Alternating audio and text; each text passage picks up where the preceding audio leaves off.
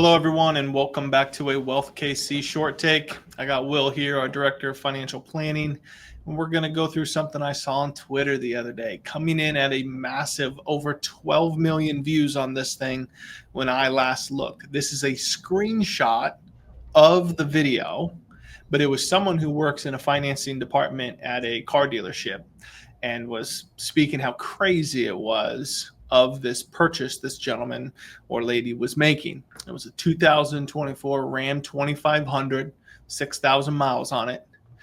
Customers paying 10.6% interest on the vehicle, $47,000 in finances on a $112,000 car. Total payments of $160,000 if he runs it out the entire, get this, 84-month financing. Payment of just shy of $1,900 a month. Wow. Lots of opinions here. Before I do, there was a lot of comments and it got a lot of traction, and a lot of it was around predatory lending, predatory financing, taking advantage of people. Obviously, there were some comments on, you don't have to buy it, right? But what are your thoughts here?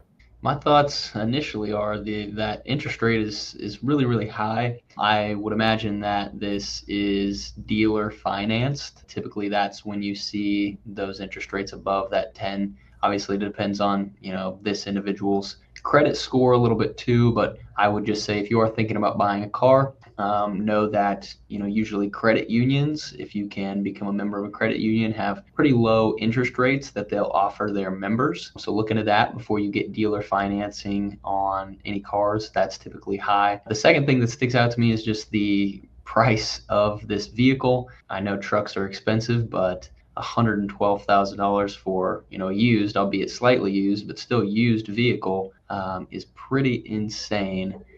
Yeah, let me jump back to the yeah, I agree with you. And I'll put the whole package together. But jump back into the 10.6% interest. There were comments on here about how predatory that was and how they were taking advantage of this individual. And maybe it's just the pure capitalist in me is saying, well, why? Like, we don't know what you mentioned it, what this individual's credit score was. You don't know what their credit history is.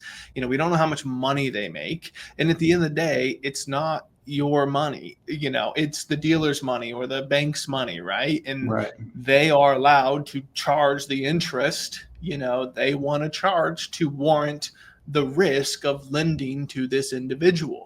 I don't feel like, there should be any cap on car rates because it's all market determined. It's all individual based. 100%. Yeah, I agree with you.